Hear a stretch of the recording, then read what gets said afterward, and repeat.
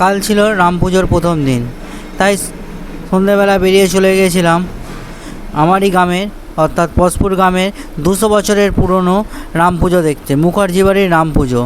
আর ঢোকার মুখে এই গেটটা অসাধারণভাবে সাজিয়েছিল, আর লাইটিং ছিল, প্রচুর পরিমাণে লাইটিং ছিল। নমস্কার, আমি মিনময় আবার একটি নতুন ব্লগ নিয়ে চলে এসেছি। আর আজ আমি চলে এসেছি আমারই গ্রামে অর্থাৎ পশপুর গ্রামের মুখার্জি পরিবারের যে রাম পুজো হয় সেই রাম পুজো দেখতে। মন্দিরটা ফুল দিয়ে জাস্ট অসাধারণভাবে সাজিয়েছে, আমার তো খুব ভালো লাগছে।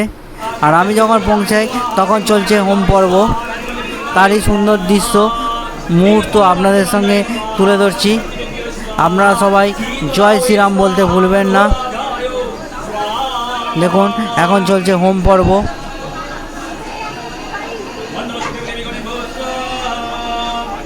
এই পুজোকে কেন্দ্র করে অনেক কিছু আকর্ষণ থাকে। আস্তে আস্তে পুরোটাই দেখতে পাবেন, ভিডিও লাস্ট পর্যন্ত দেখুন। সবাই মিলে ঠাকুরের দর্শনটা করে নিন। এদের এটা 200 বছরের পুরনো ঠাকুর। আর এই পুজো দেখার জন্য কত সবাই এসছে দেখুন। আমার জেঠিমাদের পেয়ে গেছি, মুখার্জি বাড়ির জেঠিমাগুলো সবাই খুব ভালোবাসে। আর চলুন এই পুজোকে উপলক্ষ করে তাকে চাঁচর পোড়ানো। এই মুহূর্তে চাঁচরের কাছে চলে এসেছি। আর কত আতশবাজি ফাটছে দেখুন। এই আতশবাজির সঙ্গে সঙ্গেই চাঁচর পোড়ানোর কাজ শুরু হবে। এদিকে বাউন ঠাকুররা রেডি হয়ে গেছে চাঁচর পোড়ানোর জন্য। এদিকে তোমার চাঁচরের কাছে পুজো চলছে।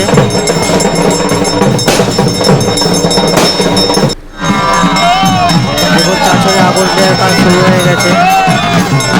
আর সবাই বলুন জয় শ্রীরাম, জয় জয় শ্রীরাম। আপনাদের ওখানে যদি এরকম সুন্দরভাবে পুজো হয় আমাকে জানাতে ভুলবেন না।